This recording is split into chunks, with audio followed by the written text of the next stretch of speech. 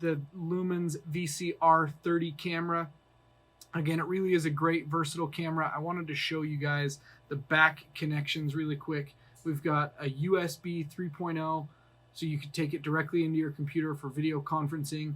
We've tested it with Zoom and Teams. HDMI for that local video output, as well as 3G SDI for broadcast use. There is a line input, so you can run an audio signal directly into the camera.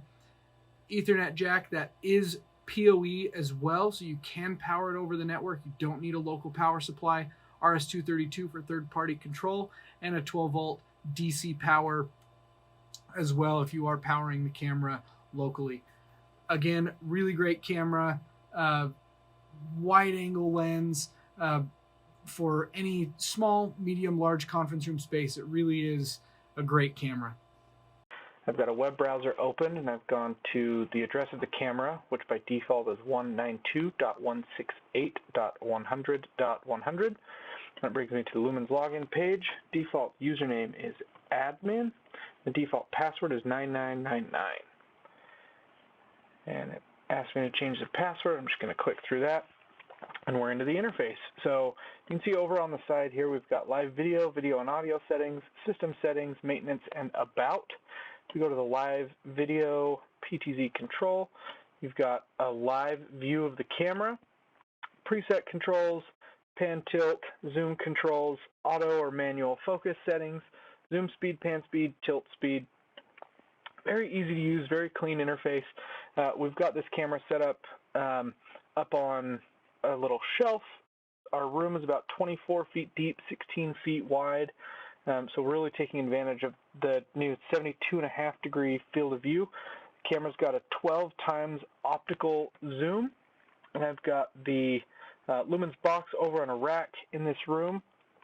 I'm going to zoom in on that so you can see what that zoom looks like. So for medium and large conference room spaces, this is really a great camera. We're seeing the network stream in this preview window. The camera does have a quad simultaneous output. We've got USB, HDMI, 3G SDI, and the network streaming, and it will do multiple outputs that I'll get to. If we go down to the camera settings, you've got your exposure, your white balance, focus settings, mirror, and some pan, tilt, zoom settings.